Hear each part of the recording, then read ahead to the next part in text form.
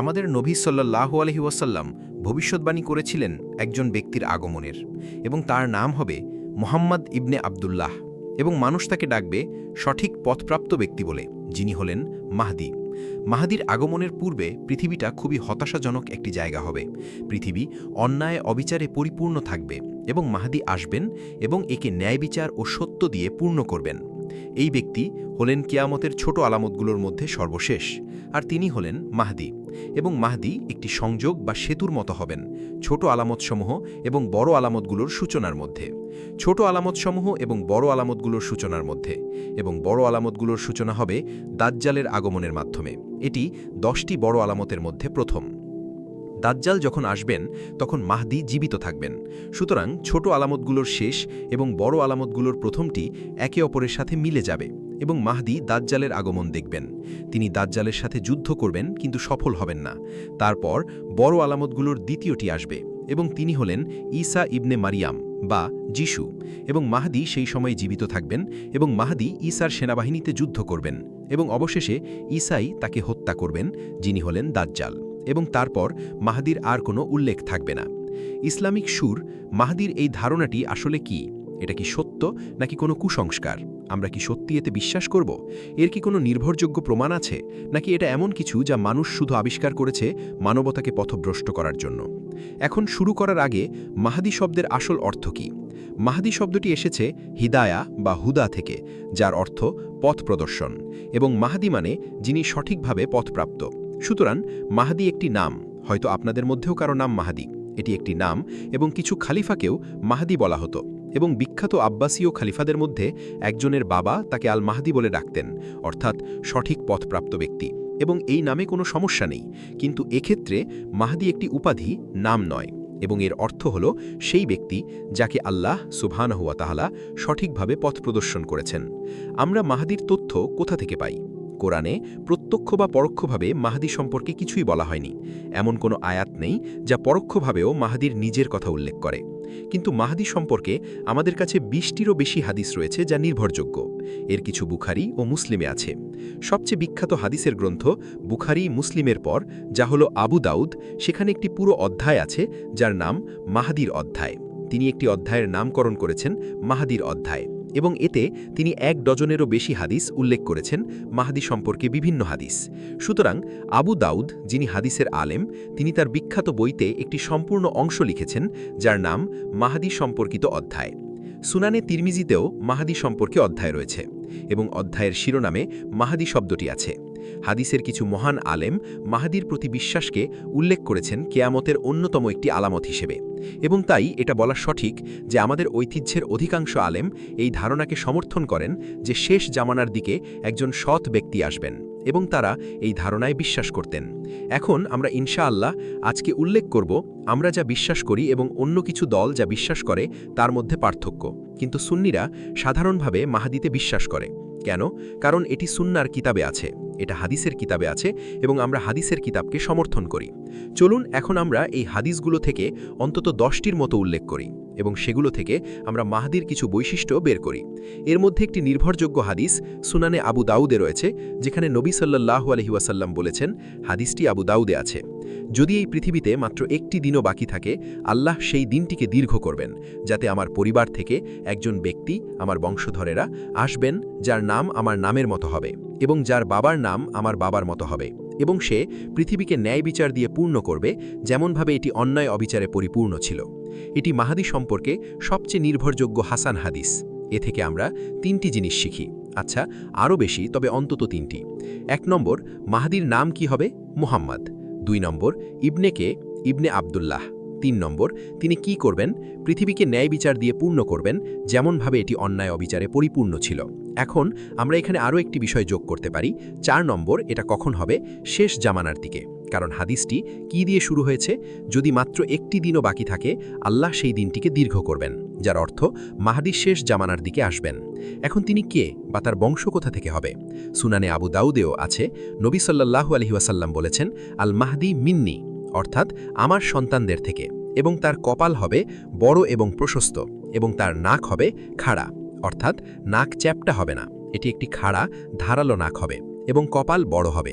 অন্য কথায়, যেমন কিছু মানুষের বড় কপাল থাকে, এই মাহাদিরও একটি বড় কপাল থাকবে।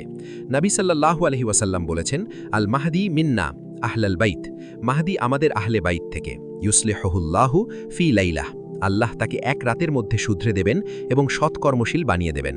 এর মানে কি? আমাদের আলেমগণ উল্লেখ করেছেন, এর মানে হলো মাহদি বড় হবেন এবং মানুষ মনে করবে না যে তিনি খুবই ধার্মিক একজন ব্যক্তি। তিনি হয়তো একজন সাধারণ মুসলিম হবেন, হয়তো সাধারণের চেয়েও নিচে, কিন্তু কিছু একটা ঘটবে এবং এক রাতের মধ্যে মাহদি একজন সৎকর্মশীল ব্যক্তি হয়ে উঠবেন। এবং এটা আমাদের সকলের জন্য আশা জাগায় যারা পাপী। যদি মাহদিও একটি নিচু স্তর থেকে শুরু করেন এবং কিছু একটা তাকে উদ্বুদ্ধ করবে এবং তওবা ঘটবে এবং মাহদি তওবা করবেন এবং এমন একজন সৎকর্মশীল ব্যক্তি হয়ে উঠবেন, তাহলে এমনকি মাহদিরও জীবনের শুরুর জীবনধারা তার জীবনের শেষের মতো হবে না। নবী সাল্লাল্লাহু আলাইহি ওয়াসাল্লাম বলেছেন, আল্লাহ তাকে এক রাতের মধ্যে পরিবর্তন ও সংশোধন করে দেবেন। সংশোধন করার মানে তিনি ভুল পথে ছিলেন, সালিহ মানে তিনি সেই রাতের আগে সালিহ ছিলেন না। সুতরাং এটি আমাদের জন্য একটি সুসংবাদ, যারা আমরা সবাই পাপী, যে আল্লাহ যে কোনো ব্যক্তিকে যে কোনো অবস্থা থেকে পরিবর্তন করতে পারেন। কিছু সাহাবী খুব খারাপ কাজ করতেন, তারপর আল্লাহ তাদেরকে ইসলামের দিকে হিদায়েত দিলেন এবং দেখুন এরপর কি হলো। সুতরাং আমাদের অতীতের দিকে তাকানো উচিত নয়, বরং ভবিষ্যতের দিকে তাকানো উচিত। মাহদি সম্পর্কে আমরা আরও যা শিখি এবং এটা আমাদের চিন্তার খোরাক যোগায় যে সময়ে আমরা বাস করছি, হাদিসে উল্লেখ করা হয়েছে। হাদিসটি আবু দাউদে আছে। নবী সাল্লাল্লাহু আলাইহি ওয়াসাল্লাম বলেছেন, পৃথিবী অন্যায় অবিচারে পরিপূর্ণ হয়ে যাবে।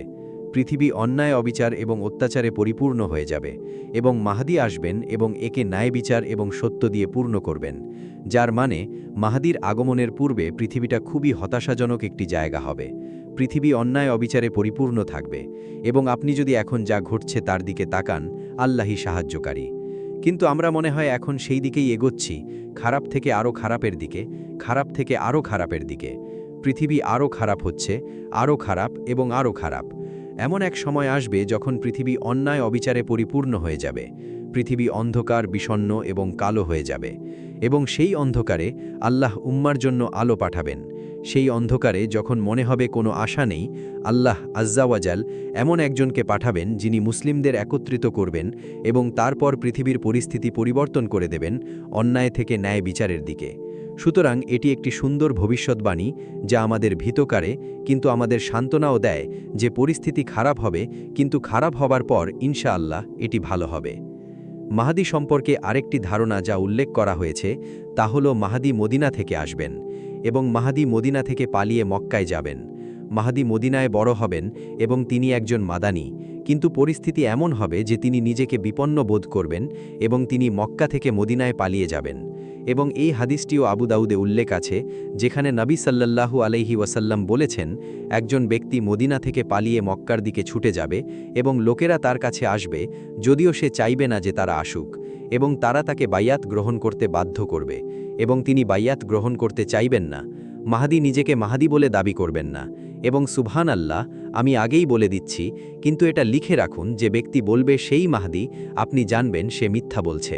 হাদিস থেকে যে ব্যক্তি দাবি করে তার মায়ের বাড়ির বেসমেন্টে বসে ইউটিউবে লেকচার দেওয়ার সময় আমি মাহদি, আপনি তখনই জানবেন সে একজন মিথ্যাবাদী। মাহদি মাহদি হতে চাইবেন না, লোকেরা তার ওপর এটা চাপিয়ে দেবে। লোকেরা বলবে আমাদের আর কোনো উপায় নেই, আপনি আমাদের নেতা, আমরা চাই আপনি নেতা হন, এবং তিনি তা গ্রহণ করতে চাইবেন না, কিন্তু তিনি নিজেকে বাধ্য দেখবেন অনিচ্ছা সত্ত্বেও। এবং এই জন্যই যে কেউ মানুষকে বলতে শুরু করে আমার কাছে আসো, আমি মাহদি, এবং তার সাথে 2, 5, 10 জন লোক থাকে, সে একজন মিথ্যাবাদী। হাদিসের ভাষ্যমতে কোনো মাহদি নিজেকে মাহদি বলে দাবি করবে না আপনাকে তার কাছে এসে বাইয়াক দেওয়ার জন্য। এটা মানুষের পক্ষ থেকে ঘটবে। মানুষ তাকে ভালোবাসবে, মানুষ তাকে সম্মান করবে তার আখলাকের কারণে, এই কারণে নয় যে মাহদি বলছে আমি মাহদি, আমাকে বাইয়াত দাও। সুতরাং এই হাদিসটি একটি খুব গুরুত্বপূর্ণ ধারণা উল্লেখ করে যে মাহদি মদিনা থেকে, সেখানে জন্ম এবং বেড়ে ওঠা। একদিন তিনি একটি পরিবর্তনের সম্মুখীন হবেন, তিনি একজন সৎকর্মশীল ব্যক্তি হয়ে উঠবেন এবং সম্ভবত আমরা এখন যা পড়ছি, খুব সম্ভবত কিছু পরিস্থিতি বিপর্যয় ঘটবে এবং তৎকালীন শাসকরা জানবে যে এই ব্যক্তি আমাদের জন্য হুমকি। কেন? আমরা জানি না, হয়তো তার পূর্বপুরুষদের মধ্যে কেউ এমন ছিল, হয়তো গুজব ছড়াচ্ছে যে সে মাহদি, আমরা জানি না, কিন্তু শাসকরা বলবে এই লোকটি একটি হুমকি। তাই লোকটি ভয় পেয়ে যাবে, নিজের জীবন বাঁচাতে পালাবে। তার কোনো সেনাবাহিনী থাকবে না, একা, একাকী, সে মক্কার দিকে দৌড়াবে, মক্কার দিকে পালিয়ে যাবে। কেন মক্কা? কারণ আমাদের শরীয়তের অনুযায়ী যখন তুমি মক্কায় প্রবেশ করবে, ওয়ামান দাখালাহু কানা আমিনা। আমাদের শরীয়তের অনুযায়ী যখন তুমি মক্কায় প্রবেশ করবে, কেউ তোমাকে আঘাত করতে পারবে না। এমনকি যদি তুমি আমাদের শরীয়তে একজন অপরাধীও হও, যখন তুমি মক্কায় প্রবেশ করবে, কেউ তোমাকে স্পর্শ করতে পারবে না। তুমি আল্লাহ সুবহানাহু ওয়া তাআলার নিরাপত্তায় থাকবে। সুতরাং মাহদী মক্কায় পালিয়ে যাবে, আল্লাহের কাছে সুরক্ষা চাইবে। তারপর কি হবে? পরবর্তী হাদিসে আয়েশা রাদিয়াল্লাহু আনহা বলেন, নবী সাল্লাল্লাহু আলাইহি ওয়াসাল্লাম একদিন অস্থির হয়ে গেলেন, কারণ তিনি একটি স্বপ্ন দেখেছিলেন। এবং তারপর তিনি বললেন, আমি আমার স্বপ্নে এমন কিছু দেখেছি যা আমাকে অস্থির করে তুলেছে। তিনি আয়েশাকে বলছেন, এটা ছিল বিস্ময়কর, আশ্চর্যজনক, অদ্ভুত। আমি দেখলাম যে আমার উম্মতের একদল লোকে তারা কাবা আক্রমণ করছিল এবং তারা আল বাইদা নামক স্থানে পৌঁছালো। আল বাইদা, আপনি যদি হারাম মক্কা মদিনায় যান, আপনি কি আজিয়াদ চেনেন? আজিয়াদ হাসপাতাল, আজিয়াদ রাস্তা, এর আগেই হলো বাইদা। তো আপনি যদি আজিয়াদের দিক থেকে মক্কার দিকে যান, আজিয়াদে পৌঁছানোর আগে আপনি বাইদা নামক স্থান দিয়ে যাবেন, অথবা আল বাইদা উপত্যকা দিয়ে। তো নবী সাল্লাল্লাহু আলাইহি ওয়াসাল্লাম বললেন, তারা আল বাইদা দিয়ে যাবে এবং আল্লাহ পৃথিবীকে খুলে দেবেন এবং পুরো সেনাবাহিনী ধসে পড়বে এবং ধ্বংস হয়ে যাবে। এই হাদিসটি কোথায় আছে? বুখারী এবং মুসলিমে। এতে কি মাহাদির কথা উল্লেখ আছে? না, কোনো উল্লেখ নেই। এতে কি উল্লেখ আছে? মুসলিমদের একদল সেনাবাহিনী কাবা আক্রমণ করছে। মুসলিমদের সেনাবাহিনী কেন কাবা আক্রমণ করবে? আবু দাউদের শেষ হাদিসটির দিকে ফিরে যান, যেটা বুখারী এবং মুসলিমে নেই। একজন ব্যক্তি মদিনা থেকে পালাবে, মাহদী পালাবে, কাবায় আশ্রয় নেবে এবং লোকেরা তাকে বাইয়াত গ্রহণ করবে। তাহলে আমরা এই হাদিসটি যোগ করি, তৎকালীন সরকারগুলো ভীত হয়ে যাবে। এই রাজনৈতিক আন্দোলনকারী কে? সৈন্য পাঠান। সেনাবাহিনী আল্লাহ দ্বারা ধ্বংস হয়ে যাবে এবং প্রসঙ্গত যখন এটি ঘটবে, এটাই হবে চিহ্ন যে মাহদী এসে গেছেন। যতক্ষণ না এটা ঘটছে, দয়া করে ভাই ও বোনেরা, মিষ্টি কথার দ্বারা প্রতারিত হবেন না, সাপের জিভের দ্বারা প্রতারিত হবেন না। কোনো মাহদী নেই যে প্রচার করবে সেই মাহদী। যখন আল্লাহ এই চিহ্ন দেখাবেন, তখন আমরা সবাই জানব যে এই ব্যক্তিই হলেন মাহদী। এবং কেউ কাবা আক্রমণ করবে না, কেবল তার নিজের লোকেরাই ছাড়া। এই বাক্যাংশের অর্থ কি? এটা আল্লাহের পক্ষ থেকে একটি আশীর্বাদ এবং আমাদের জন্য একটি দুঃখ। আল্লাহের পক্ষ থেকে আশীর্বাদ হলো, কোনো অমুসলিম সেনাবাহিনী কখনো মক্কা আক্রমণ করবে না। আলহামদুলিল্লাহ, এটা আল্লাহের পক্ষ থেকে একটি আশীর্বাদ। এইসব ইসলাম বিদ্বেষীরা তাদের মিথ্যা মিম এবং হুমকি দিক, কোনো অমুসলিম সেনাবাহিনী কখনো মক্কা আক্রমণের চেষ্টাও করবে না। এটা ঘটবে না। যতদিন এই পৃথিবীতে মুসলিমরা আছে, মক্কা কখনো অমুসলিমদের দ্বারা আক্রান্ত হবে না। কিন্তু মক্কাকে কে আক্রমণ করবে? ওয়ালান ইয়াস্তাহিল্লাল বাইতা ইল্লা আহলাহু, এর নিজের লোকেরাই মক্কাকে আক্রমণ করবে। সুতরাং নবী সাল্লাল্লাহু আলাইহি ওয়াসাল্লাম ভবিষ্যৎবাণী করেছিলেন, কেউ মক্কা আক্রমণ করবে না, কেবল তার নিজের লোকেরা ছাড়া। এবং এটা আমাদের জন্য দুঃখের বিষয়, কিন্তু অন্তত কিছু সান্ত্বনা আছে যে বাহ্যিকভাবে আল্লাহ কাবাকে রক্ষা করবেন, যতক্ষণ না এই পৃথিবীতে আর কোনো মুসলিম অবশিষ্ট থাকবে। যখন আর কোনো মুসলিম থাকবে না, তখন কি হবে? ইথিওপিয়া থেকে একটি সেনাবাহিনী আসবে, যারা এসে কাবা ধ্বংস করবে যখন আর কোনো মুসলিম থাকবে না। এটা শেষ জামানার দিকে ঘটবে, সিঙায় ফুঁক দেওয়ার আগে, এবং এটা শেষ জামানার দিকে ঘটবে পৃথিবী থেকে মুসলিমরা বিলুপ্ত হওয়ার পর। মাহদীর বৈশিষ্ট্যগুলোর মধ্যে আরও আছে, তিনি সমগ্র মুসলিম উম্মার নেতা হবেন, এবং এটি একটি আশ্চর্যজনক ঘটনা যার মতো আমরা দেখিনি ইসলামের প্রাথমিক যুগ থেকে। হাদিসটি নিম্নরূপ: কেয়ামত ততক্ষণ পর্যন্ত ঘটবে না যতক্ষণ না রোমানরা দাবিক নামক একটি স্থানে শিবির স্থাপন করবে, যা সিরিয়ার একটি ছোট গ্রাম।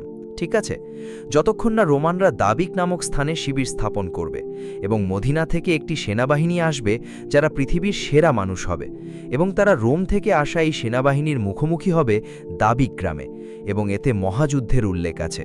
এবং তারপর হাদিসটি আরও এগোয়, আমি এর সবটা বলবো না। এতে মূলত উল্লেখ আছে যে এই সেনাবাহিনী তারপর কনস্টান্টিনোপলের দিকে যাবে এবং কনস্টান্টিনোপল জয় করবে। এখন এই হাদিসটি আমাদের সময়ের সকল ব্যাখ্যাকারীদের জন্য খুবই সমস্যাজনক। এর সুস্পষ্ট অর্থ কি তা কারো কাছে পরিষ্কার নয়, এবং আমরা কিভাবে তা জানব? কারণ কনস্টান্টিনোপল কি? ইস্তানবুল। এর মানে কি যে তারা কনস্টান্টিনোপল জয় করবে? আল্লাহু আলাম। এর মানে কি এটা আবার অমুসলিমদের হাতে চলে যাবে? আল্লাহু আলাম। এর মানে কি আমাদের কোনো ধারণা নেই। কিন্তু এই হাদিসে উল্লেখ আছে যে সেই সেনাবাহিনী যা মদিনা থেকে যাচ্ছে, শেষ জামানায় কোন সেনাবাহিনী মদিনা থেকে বের হবে? মাহদীর সেনাবাহিনী। এটি মহাযুদ্ধে লড়বে, সফল হবে, যুদ্ধ চালিয়ে যাবে, অবশেষে এটি কিস্তান্তিনিয়া জয় করবে, যা ছিল কনস্টান্টিনোপল। সুতরাং আমাদের কাছে এবং এটি সহি মুসলিমে আছে এটি নির্ভরযোগ্য, এবং অন্য হাদিসটি জেরুজালেম যা তিরমিজিতে আছে যা নির্ভরযোগ্য নয়। সব মিলিয়ে মনে হচ্ছে আমরা একটি আখ্যান তৈরি করতে পারি। মাহদির সেনাবাহিনী মুসলিম বিশ্বকে একত্রিত করবে। মনে হচ্ছে আমরা একটি জামতবন্দি হাইপোথিসিস তৈরি করতে পারি। এটা জামতবন্দি, স্পষ্ট নয়। মাহদির সেনাবাহিনী মুসলিম বিশ্বকে একত্রিত করবে এবং সেখানে শান্তি এবং ন্যায় বিচার প্রতিষ্ঠিত হবে, এবং সেই সময়টি ইসলামের ইতিহাসে জানা সর্বশ্রেষ্ঠ সময়গুলোর একটি হবে। আমাদের নবী সাল্লাল্লাহু আলাইহি ওয়াসাল্লাম বেশ কিছু হাদিসে মাহদির প্রশংসা করেছেন, এবং তিনি বলেছেন, এবং এটি সহি মুসলিমের সেই হাদিসগুলোর মধ্যে। সুতরাং এটি একটি নির্ভরযোগ্য হাদিস, কিন্তু মাহদি শব্দটি উল্লেখ নেই। নবী সাল্লাল্লাহু আলাইহি ওয়াসাল্লাম বলেছেন, শেষ জামানায় এমন একজন খলিফা আসবেন যিনি দরিদ্রদেরকে অর্থ দেবেন এবং তা গণনাও করবেন না। তিনি প্রশংসা করছেন, তিনি উদার হবেন। এবং আরেকটি হাদিসে বলা হয়েছে, শেষ জামানার দিকে আপনি কি এমন একটি সময়ের কথা কল্পনা করতে পারেন যখন ঈসা ইবনে মারিয়াম আকাশ থেকে নেমে আসবেন? এই হাদিসটি সহি মুসলিমে আছে। এবং তোমাদের ইমাম তোমাদের মধ্য থেকেই হবেন, ওয়া ইমামুকুম মিনকুম। এবং ঈসা ফজরের সময় নেমে আসবেন এবং তাকে ইমাম সালাত পড়ানোর জন্য বলবেন, এবং ঈসা বলবেন, না, ইকামাত তোমার জন্য দেওয়া হয়েছে, তুমি এগিয়ে যাও এবং নেতৃত্ব দাও। সুতরাং তিনি তোমাদের একজনের নেতৃত্বে সালাত পড়বেন এই উম্মার সম্মান হিসাবে। এই হাদিসটি সহি মুসলিমে আছে, এটি নির্ভরযোগ্য। এতে কি মাহদি শব্দটি উল্লেখ আছে? না। এতে কি উল্লেখ আছে? ওয়া ইমামুকুম মিনকুম। এটি মাহদির ধারণা সম্পর্কিত সবচেয়ে নির্ভরযোগ্য হাদিসগুলোর একটি। কে সেই সম্মানের অধিকারী হবেন যে ঈসা নেমে আসবেন এবং তিনি ইমাম হবেন? কে সেই সম্মানের অধিকারী হবেন যে ঈসা আমাদের উম্মতের কারো পিছনে সালাত পড়বেন? নবী সাল্লাল্লাহু আলাইহি ওয়াসাল্লাম যা বলেছেন, তিনি আমাদের উম্মা থেকে হবেন এবং ঈসা তার পিছনে সালাত পড়বেন। সেই ব্যক্তি কে? তিনি মাহদি ছাড়া আর কেউ নন। সুতরাং মাহদির ধারণাটি বুখারী ও মুসলিমে পাওয়া যায়, মাহদি শব্দটি ছাড়া। কিন্তু মাহদি শব্দটি অন্য সব কিতাবে পাওয়া যায়। আরেকটি হাদিসে, যা আবু দাউদেও আছে এবং মুসনাদে আহমদে, আমরা শিখি যে মাহদি 7 বছর শাসন করবেন। নির্ভরযোগ্য হাদিসে বলা হয়েছে তিনি 7 বছর শাসন করবেন। সুতরাং আমাদের কাছে একটি সময়সীমাও আছে যে মাহদি শক্তিশালী হবেন। তিনি অনেক বছর বেঁচে থাকবেন এমন নয়, কিন্তু তিনি 7 বছর শাসন করবেন। সুতরাং তিনি তার কর্তৃত্ব, তার শাসন প্রতিষ্ঠা করবেন এবং তিনি 7 বছর শাসন করবেন। আমরা আরও শিখি, এবং এই হাদিসটিও সহি মুসলিমে আছে। সুতরাং এটি সেই হাদিসগুলোর মধ্যে যা মাহদিকে পরোক্ষভাবে উল্লেখ করে। আমরা আরও শিখি যে একটি মহাযুদ্ধ হবে এবং মুসলিমরা সফল হবে, এবং একটি গুজব ছড়াবে যে দাজ্জাল বেরিয়ে এসেছে। সুতরাং তাদের ইমাম সেনাবাহিনী নিয়ে দাজ্জালকে খুঁজতে যাবেন, কিন্তু দেখা যাবে যে গুজবটি সত্য নয়। যখন তারা দেখবে গুজবটি সত্য নয়, তখনই দাজ্জাল সেই সময়ে আসবে। সুতরাং আমরা এ থেকে শিখি, আবারও মাহদি শব্দটি আসে না। আমরা এ থেকে শিখি মাহদি কখন আসবেন? দাজ্জালের আগে। আপনি যদি বুধবারে উপস্থিত থাকেন, আমার যে লেকচার সিরিজটি দিচ্ছি, আমি বলেছিলাম মাহদি ছোট আলামতগুলোর শেষ, যা বড় আলামতগুলোর সাথে সংযোগ স্থাপন করে। এখন আপনি বুঝতে পারছেন কেন? মাহদি ছোট আলামতগুলোর শেষ, যা বড় আলামতগুলোর সাথে সংযোগ স্থাপন করে। মাহদির সময়ে দাজ্জাল আসবে।